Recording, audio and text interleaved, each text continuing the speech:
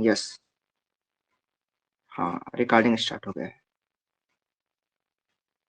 एक बार let us confirm, हम लोग कंफर्म कर लेते हैं कि रिकॉर्डिंग स्टार्ट हुआ है कि नहीं। ठीक है, हाँ वीडियो रिकॉर्डिंग हो रही है। Okay, once again welcome back to all of you.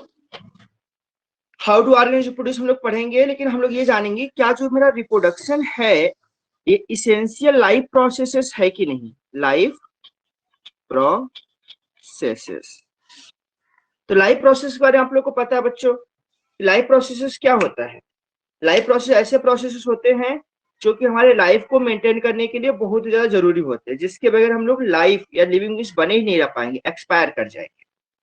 Reproduction शायद ऐसा केस नहीं है। क्यों? क्योंकि जो रिप्रोडक्शन है हमारा वो इम्पॉर्टेंट लाइफ प्रोसेस नहीं हुआ, क्योंकि रिप्रोडक्शन के बगैर भी लोग जिंदा रहते हैं। जैसे नो, कोई ऑर्गेनिज्म रिप्रोडक्शन प्रोसेस इन्वॉल्व नहीं होगा फिर भी वो जिंदा रह सकता है, जबकि कोई ऑर्गेनिज्म रिस्पायरेशन नहीं करेगा, ठीक है, न्यूट्रिशन प्रोसेस नहीं होगा, ट्रांसपोर्टेशन नहीं होगा, एस्क्रेशन नहीं होगा, तो एक्सपायर कर जाएगा। यानी न्यूट्रिशन, ट्रांसपोर्टेशन, एस्क्रेशन, ये सारे प्रोसेस क्या हमारे इंपॉर्टेंट लाइफ प्रोसेस, जो कि रिप्रोडक्शन नहीं। दूसरी चीज, रिप्रोडक्शन के प्रोसेस में लॉट ऑफ एनर्जी रिक्वायरमेंट होती है। हमारे बॉडी का बहुत सारा जो एनर्जी होती है, ऊर्जा होती है, वो बहुत ज्यादा खर्च होता है। अच्छा, आप लोग फिर से बता दो, आवाज मेरी क्लियर है कि नहीं आप लोगों को? यस सर, आवाज क्लियर है। आवाज क्लियर है, और जो जो दिख रहा है, मैंने कुछ भी लिखा हुआ है पेज पे, वो सब राइट विजिबल है yes sir. Clearly? Okay, very good. Yes. ठीक है, कोई क्वेश्चंस होगा तो आप लोग हैंड रेज करके या डायरेक्टली क्वेश्चंस आप पूछ सकते हैं, अपना माइक ऑन करके, बाकी म्यूट रखिएगा। ठीक है, तो रिप्रोडक्शन अगर इंपॉर्टेंट लाइफ प्रोसेस नहीं है फिर भी ये रिप्रोडक्शन जरूरी है, इसेंशियल है। व्हाई? इसका एक ऐसा मैंने बताया था, इसका इंपॉर्टेंट पॉइंट है कि इंपॉर्टेंट या नेसेसरी क्यों है? For survival of the species, survival of the species. परेशान नहीं हो, मैं दिखा दूंगा लिखने के बाद। दिख रहा है species, survival of the species. चलो लास्ट में स्पीसीज लिखेंगे। क्लियर? उधर नहीं लिखना पड़ेगा। Survival of the species. Species का क्या मतलब हुआ बच्चों? स्पीसीज का मतलब हुआ स्मॉलेस्ट यूनिट ऑफ क्लासिफिकेशन है ये, smallest unit of classification, smallest unit of classification. और इसकी खास बात यह है कि जो एक स्पीसीज के ऑर्गेनिज्म होंगे वो आपस में रिप्रोड्यूस करके जो ऑफस्प्रिंग प्रोड्यूस करेंगे वो फर्टाइल होगा। कभी कभी क्या होता है कि कभी क्लोजली, जो वेरी क्लोज रिलेटेड स्पीसीज होते हैं, जैसे कि आप एग्जांपल ले सकते हैं हॉर्स एंड डंकी का, दोनों की बॉडी स्ट्रक्चर लगभग एक जैसी देखने में लगती है और दोनों में पॉसिबल है कि रिप्रोडक्शन प्रोसेस हो जाए। ठीक है, और ये पॉसिबिलिटी है कि रिप्रोडक्शन प्रोसेस अगर हो गई तो ऑफस्प्रिंग में प्रोड्यूस हो सकते हैं।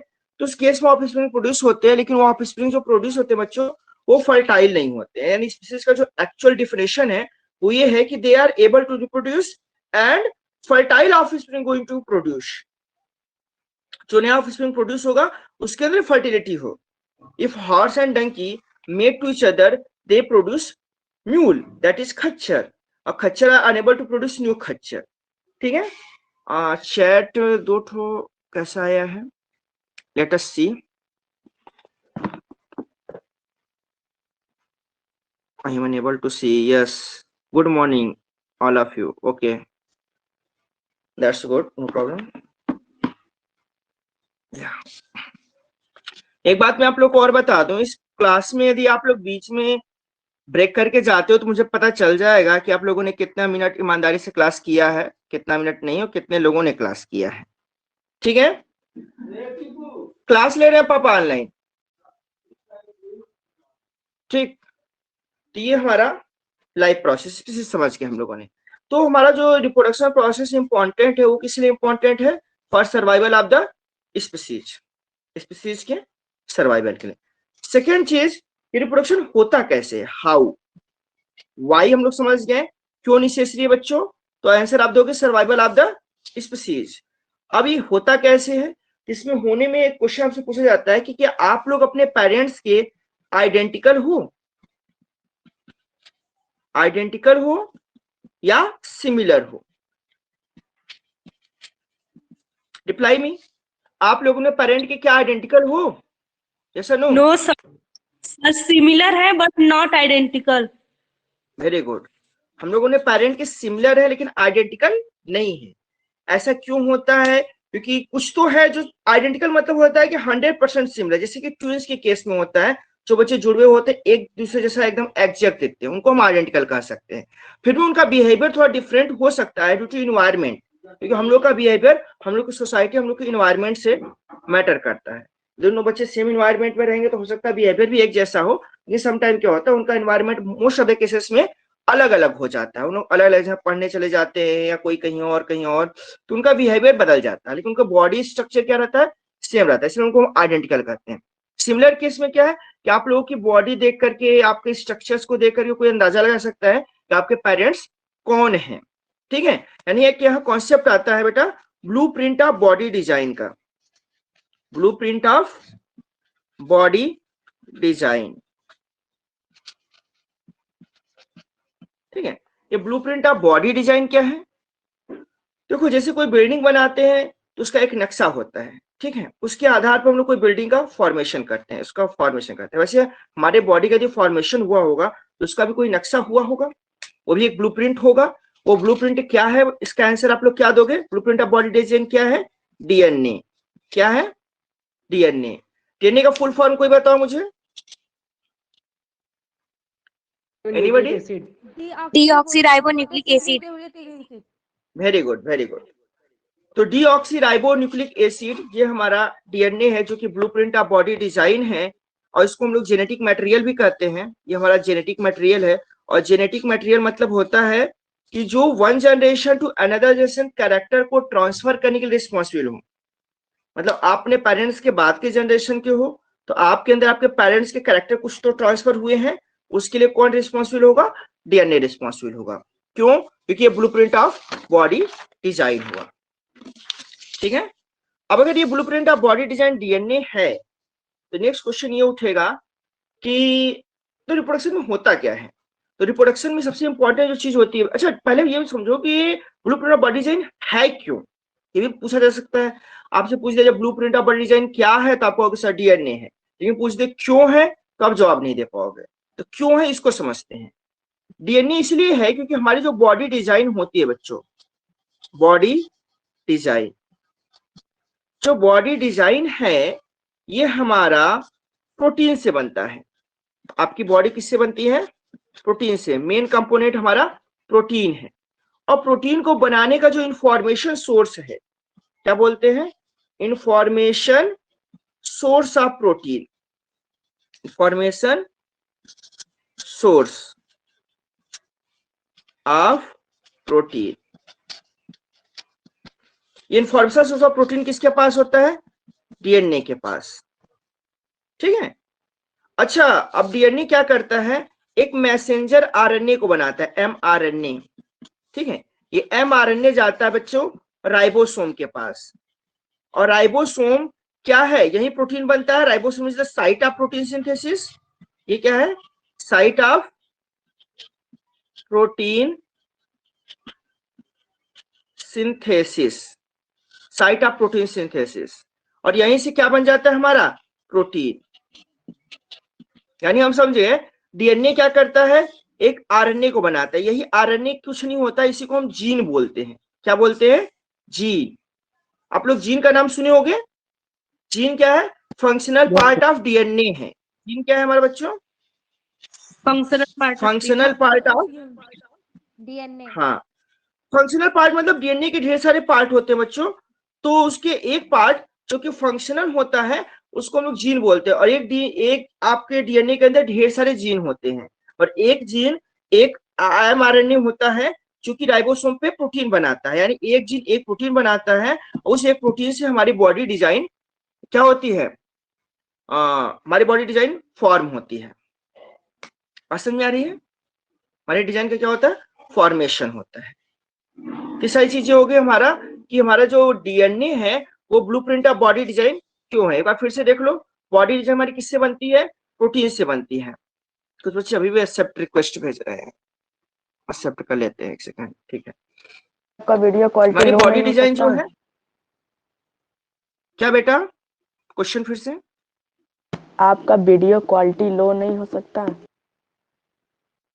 क्वालिटी लो क्यों, आप लोगों में थोड़ा ब्लर आ रहा है क्या बच्चों? नो सर ठीक है। बहुत ज्यादा HD आ रहा है दिख तो रहा है, थोड़ा नेट लो भी हो खत्म जाएगा तो जाएगा। कोई दिक्कत नहीं है। चलो देखो, यदि हमारे वीडियो का जो भी मैटर है, मैं क्लास को अपने रिकॉर्डिंग मोड में लगाया हूँ, आप लोग इसी टीचमेट ऐप में आज का रिकॉर्डिंग सेशन देख के एक बार फिर से रिवाइज कर सकते हैं। तो क्वालिटी यदि कोई मैटर आ रहा है, तो कोई भी प्रॉब्लम आ रही है, तो आप लोग दोबारा भी इसको जाके देख सकते हो। Clear? Any problem? No sir. Okay, तो बॉडी डिजाइन हमारा प्रोटीन से बनता है। प्रोटीन को कौन बनाता है? डीएनए बनाता है। डीएनए बनाता है, डीएनए के पास बनाने का इंफॉर्मेशन सोर्स है। इसी वजह से डीएनए को हम लोग कहते हैं ब्लूप्रिंट ऑफ बॉडी डिजाइन। अब प्रश्न, डीएनए प्रोटीन को बनाता कैसे? तो डीएनए जीन को बनाता है। जीन कुछ नहीं होता है, एक तरह का मैसेंजर आरएनए होता है, जिसका काम होता है मैसेज देना कि कौन सा प्रोटीन बनाना है, और ये मैसेज को लेकर राइबोसोम के पास जाता है। राइबोसोम का काम होता है प्रोटीन का फॉर्मेशन करना, सिंथेसिस करना। वैसे आप लोग 9th में पढ़े होंगे, एंडोप्लाज्मिक रेटिकुलम में जो रफ एंडोप्लाज्मिक रेटिकुलम होता है, वहां प्रोटीन बनता है। लेकिन प्रश्न ये है कि बेटा रफ एंडोप्लाज्मिक रेटिकुलम रफ क्यों है? क्योंकि उसके सरफेस पे राइबोसोम पाया जाता है। इसलिए एक्चुअल आंसर प्रोटीन कहाँ बनता है? तो हमारे सेल के राइबोसोम पे बनता है। ये प्रोटीन बन गया, प्रोटीन से आपकी बॉडी डिजाइन बन गई। अब सेकेंड क्वेश्चन आता है कि अगर हमारा डीएनए इतना इंपॉर्टेंट है, तो रिप्रोडक्शन का जो मोस्ट बेसिक इवेंट है वो क्या है? Most basic event of reproduction.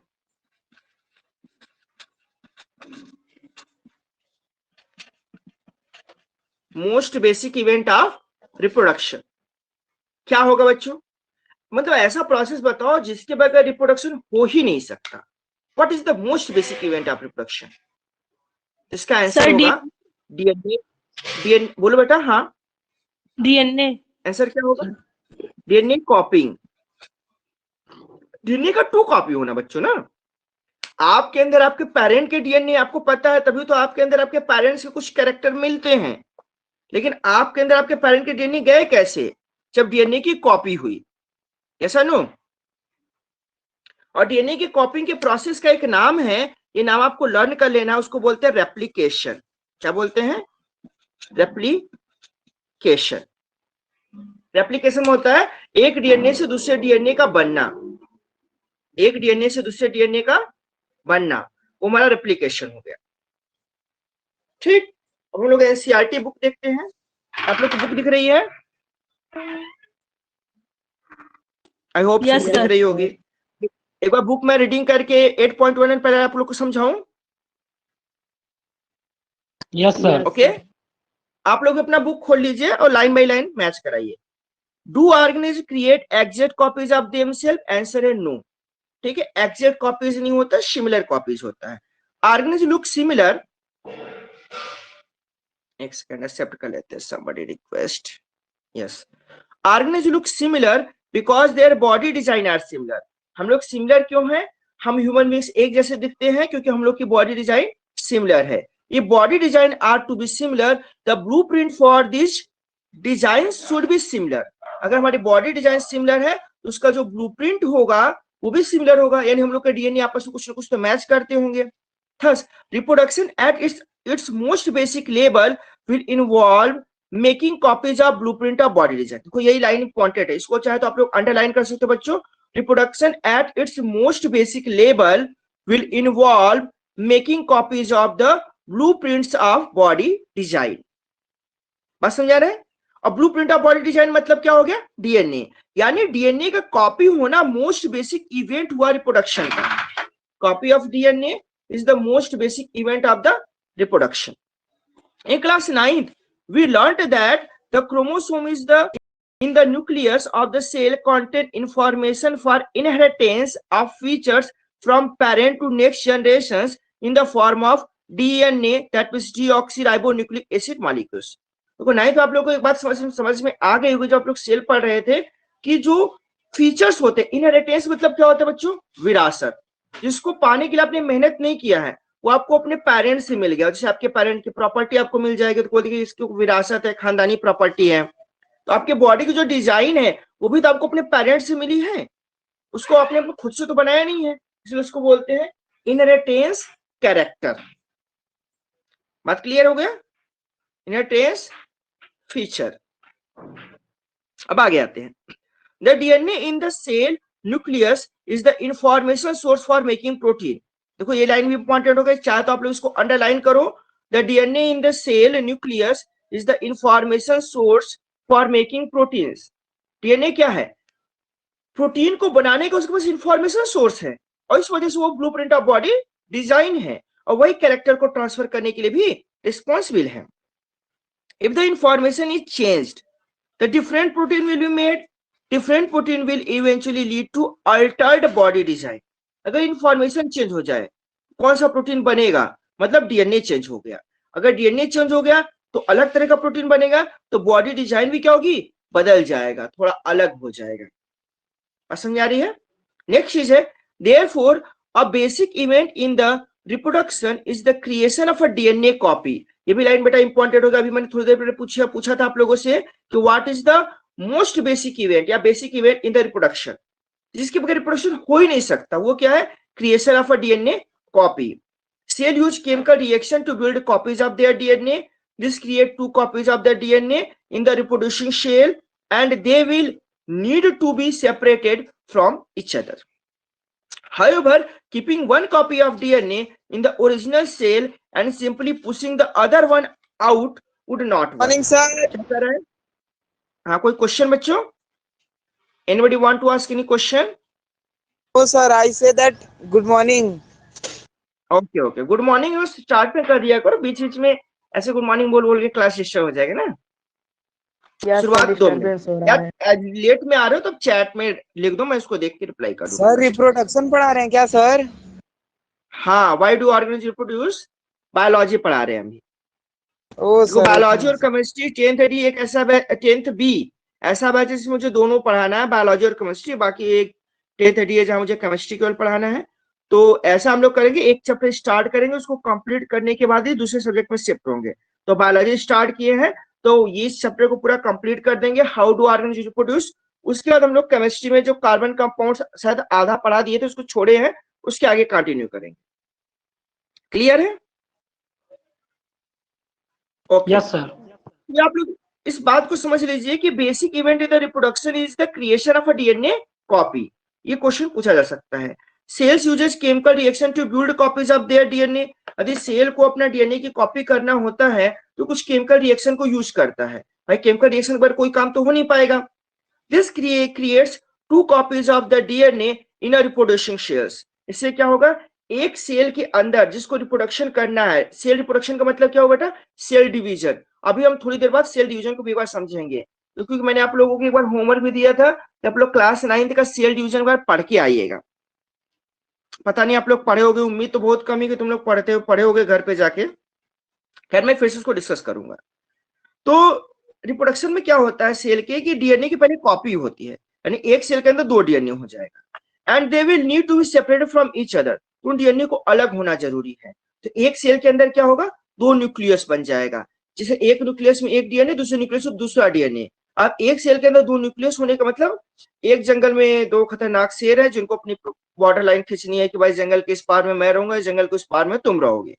तो लोग इस तरह से करेंगे। न्यूक्लियस में क्या करेंगे? सेल को प्रॉपर्टी को डिवाइड कर लेंगे, साइटोप्लाज्म को डिवाइड कर लेंगे। इससे क्या होगा? एक सेल से हमारा 2 सेल आसानी से बन जाएगा। इसे कहते हैं हम सेलुलर रिप्रोडक्शन। अभी अमीबा के बारे में बताएंगे, फिजन जो एसेक्सुअल रिप्रोडक्शन है वहां पे बताएंगे ये कैसा होता है। ये माइटोसिस सेल डिवीजन जैसा ही होता है। However, keeping one copy of DNA in the original cell and simply pushing the other one out would not work. यदि एक डीएनए को हम ओरिजिनल सेल में रखें दूसरे को बाहर निकाल दें तो इससे काम नहीं बनेगा। ठीक है, अब आते हैं यहाँ पे next. Because the copy pushed out would not have any organized cellular structure for maintaining life process. आप डीएनए को ऐसे अलग नहीं कर सकते। डीएनए को अलग करोगे तो उसकी पूरी व्यवस्था के साथ अलग करोगे ना। डीएनए को ऐसे निकाल दोगे तो डीएनए डिस्ट्रॉय हो जाएगा। डीएनए को अलग करोगे तो उसके साथ उसको साइटोप्लाज्म दोगे, एक सेल दोगे, पूरा चीज दोगे, अरेंजमेंट करके दोगे तो वो सर्वाइव करेगा। Therefore, DNA copying is accompanied by the creation of an additional cellular apparatus and then the DNA copy is separated. यानी यदि आपको डीएनए की कॉपी को सेपरेट करना है तो हमको एडिशनल सेलुलर apparatus चाहिए। एडिशनल सेलुलर apparatus का क्या मतलब है, कोई बता पाएगा बच्चों? What is means additional cellular apparatus? Reply anybody? Yes or no? अगर नहीं आता तो नो कहो। No sir. देखो एडिशनल सेलुलर apparatus का मतलब क्या हुआ, जो सेल ऑर्गेनेज आप लोग पढ़े हो ना, उसी को apparatus यहाँ कह रहा है। जैसे माइटोकॉन्ड्रिया हो गया, एंडोप्लाज्मिक रेटिकुलम हो गया, गाल्जी कॉम्प्लेक्स हो गया, ये भी तो हमको जरूरत पड़ेगी, इनकी भी तो दो कापी कम से कम होनी चाहिए, तभी तो एक माइटोकॉन्ड्रिया एक सेल को देंगे, दूसरा माइटोकॉन्ड्रिया दूसरा सेल को देंगे, एक गाल्जी apparatus दूसरे सेल के पास जाएगा, दूसरा गाल्जी apparatus पहले सेल वाले के पास रहेगा, कम से कम इनकी दो संख्या रहेगी, तभी तो हमारा साइटोप्लाज्म डिवाइड होगा। यस और no? And then DNA copy is separated, each with its own cellular apparatus. इस तरह से क्या होगा, एक एक डीएनए के पास उसका खुद का अपना apparatus हो जाएगा, मतलब सेल ऑर्गेनाइज हो जाएगा। अब सेल ऑर्गेनाइज रहेगा, सेल अच्छे से काम करेगा। Effectively a cell divide to give rise to two cell. अब ओवरऑल क्या हो गया, effectively a cell divide to give rise to two cell, यानी सेल डिवीजन ही अपने आप में एक तरह का रिप्रोडक्शन है, जिसको हम लोग बोलते हैं सेलुलर रिप्रोडक्शन। एक सेल से दो सेल को बनने को हम लोग सेल डिवीजन कहते हैं, और ये अपने आप में क्या है, एक तरह का रिप्रोडक्शन प्रोसेस है, जिसको हम लोग बोलते हैं सेलुलर रिप्रोडक्शन।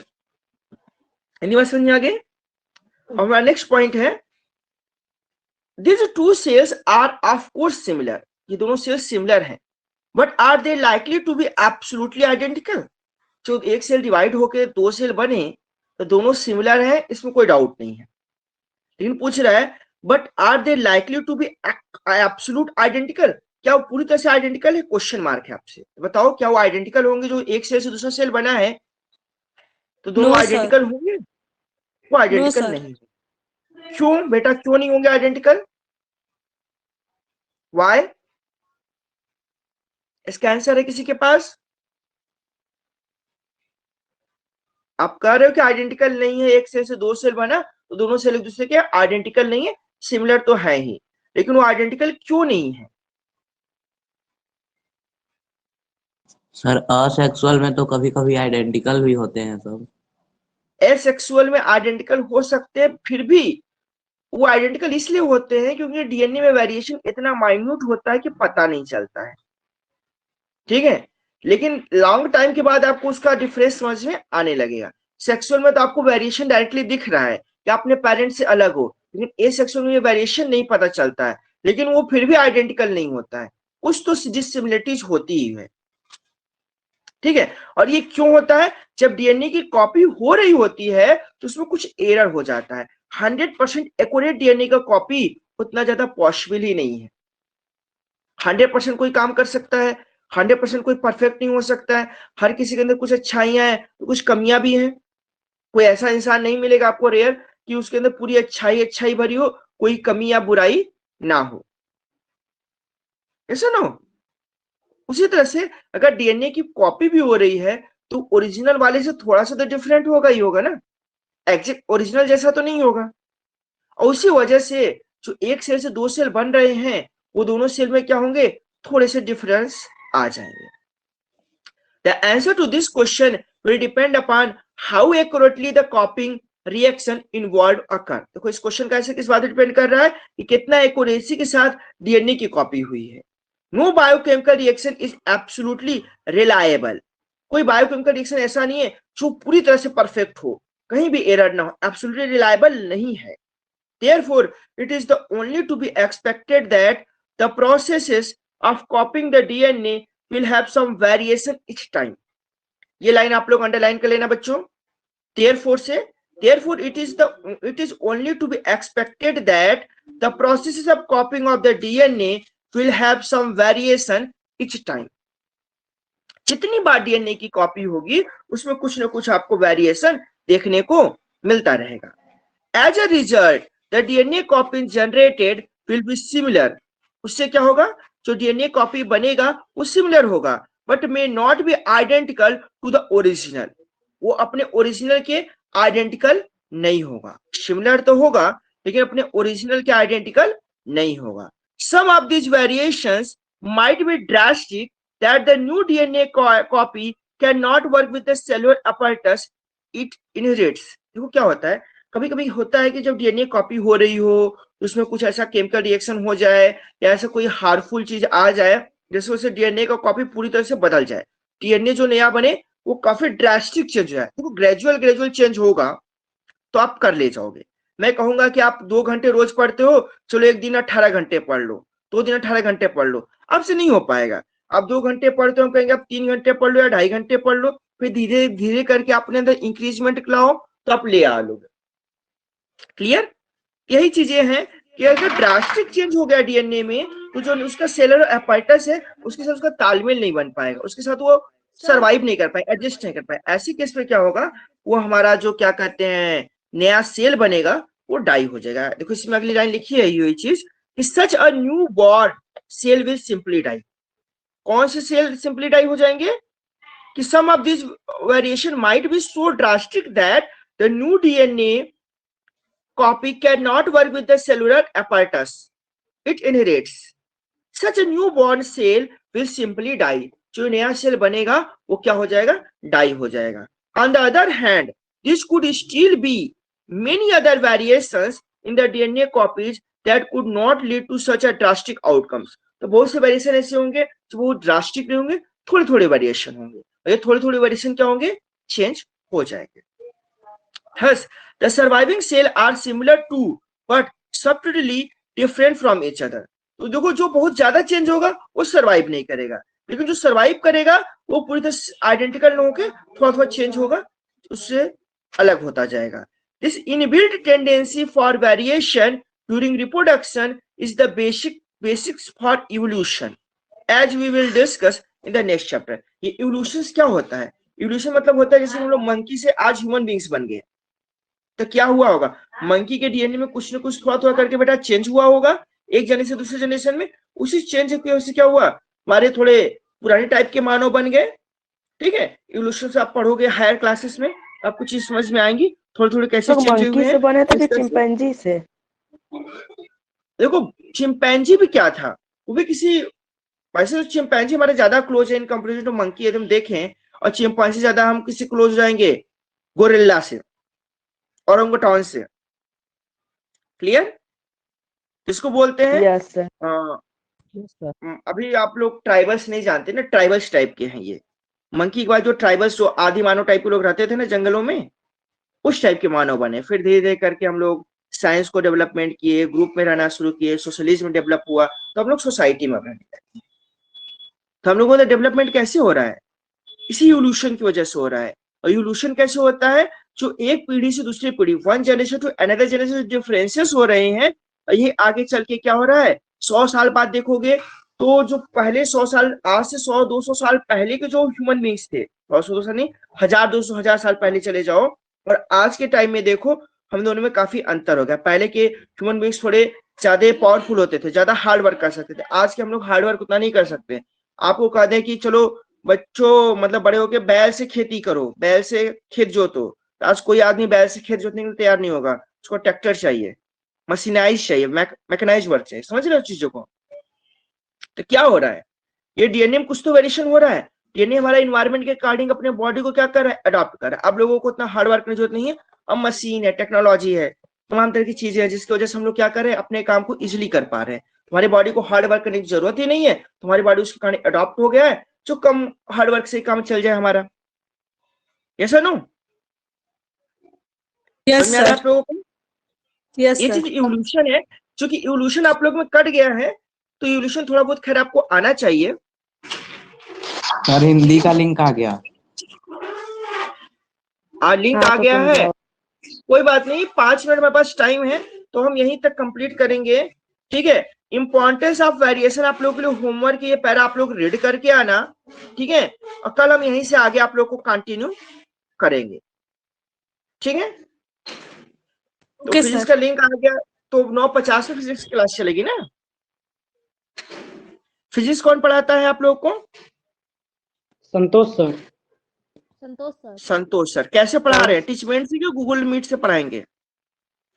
टीचमेंट से। अच्छा, टीचमेंट से ही पढ़ाएंगे, तो कोई दिक्कत नहीं है। टीचमेंट में तो उनको आप इन्वॉल्व हुए होगे तो आपको बार बार ऐड होने की जरूरत नहीं है, आप जब चाहो तो ऐड हो सकते हो, जब चाहो निकल सकते हो, उसमें कोई टेंशन वाली बात नहीं है। लेकिन ये है कि आप लोग का बिल्कुल। अटेंडेंस लगेगा टीचमेंट में ऑटोमेटिक ही। अगर आपने पूरी क्लास नहीं किया है, मैं आपको बता दूं, तो मुझे पता चल जाएगा कि इस बच्चे ने क्लास किया है और कितने मिनट किया है। तो आज की क्लास में किसी कोई क्वेश्चन है, 5 मिनट में बस टाइम है, ठीक है? तो आप लोग पूछ लो क्वेश्चंस। ये देखो, एक पेज मैंने पूरा समझाया है। बॉडी डिजाइन प्रोटीन पे बनती है, और प्रोटीन बनाने का इन्फॉर्मेशन सोर्स डीएनए के पास है। डीएनए कैसे प्रोटीन बनाता है? वो जीन बनाता है, या उसको एमआरएनए भी आप कह सकते हो, जो मतलब मैसेंजर आरएनए, जो राइबोसोम के पास जाता है, जहां की प्रोटीन हमारा बनता है। ठीक है, एक डीएनए के पास ढेर सारे जीन होंगे और ढेर तरह के प्रोटीन बनाएंगे। अलग अलग तरह के प्रोटीन बनाने से हमारी बॉडी का स्ट्रक्चर बना है, और जीन क्या है? फंक्शनल पार्ट ऑफ डीएनए है। तो मोस्ट बेसिक इवेंट या basic event of the reproduction क्या होगा? डीएनए कॉपिंग। और डीएनए कॉपिंग को हम क्या नाम देते हैं? रेप्लिकेशन। ठीक है, एक और फर्स्ट पेज था हमारे पास, जहां हम लोग बताते थे reproduction is not important life processes, और रिप्रोडक्शन क्यों इंपॉर्टेंट है? फॉर सर्वाइवल ऑफ स्पीशीज, क्योंकि रिप्रोडक्शन में लॉट ऑफ एनर्जी रिक्वायरमेंट होती है, और ये हमारे लाइफ प्रोसेस नहीं है तो हम एनर्जी क्यों वेस्ट करें? क्योंकि हमको इस स्पीशीज को सर्वाइव करना है। स्पीशीज क्या है? स्मॉलेस्ट यूनिट ऑफ क्लासिफिकेशन है। और सेकेंड चीज क्या है? स्पीशीज वो है जो आपस में रिप्रोड्यूस करके फर्टाइल ऑफस्प्रिंग प्रोड्यूस कर सकें। सम टाइम क्या होता है, डिफरेंट स्पीशीज जो एक दूसरे के काफी क्लोज हों, रिप्रोडक्शन प्रोसेस को परफॉर्म कर सकते हैं, लेकिन उससे ऑफस्प्रिंग हो सकता है प्रोड्यूस ना हो, अगर हुआ तो फर्टाइल नहीं होगा। इसका बेस्ट एग्जांपल है खच्चर, जो आप लोग देखते होंगे। क्लियर? आज के लिए इतना ही करते हैं। All the best for your next classes. अब मैं पोस्ट करता हूं फर्स्ट ऑफ ऑल रिकॉर्डिंग को स्टॉप कैसे करें? चलो ठीक है, तो मैं मीटिंग एग्जिट फॉर ऑल कर देना बच्चों, ठीक है? In class for of all. किसी कोई क्वेश्चन पूछना है तो पूछ लो, तो इंड करें। Any question to anybody? No sir. ठीक है, ओके।